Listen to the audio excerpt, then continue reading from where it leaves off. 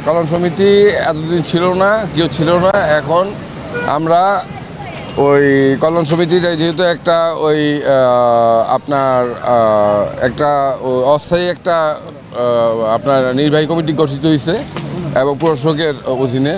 তো তারই পরিপ্রেক্ষিতে আমরা একটা ইনিশিয়েটিভ নিয়েছি অন বিহেভ অফ ঐক্য পরিষদ বলেন বা কল্যাণ সমিতি থেকে পক্ষ থেকে বলেন যে আমরা একটা পরিচ্ছন্ন পরিবেশ চাই।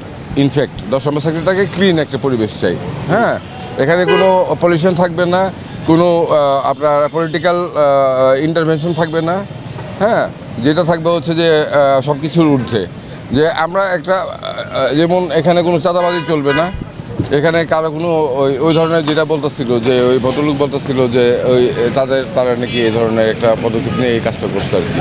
যাই হোক, এই ধরনের পদক্ষেপ থেকে আমরা এই একটা পরিচ্ছন্ন পরিবেশের অন্তপক্ষে মানুষকে বসবাস উপযোগী একটা পরিবেশ করতে যাচ্ছি।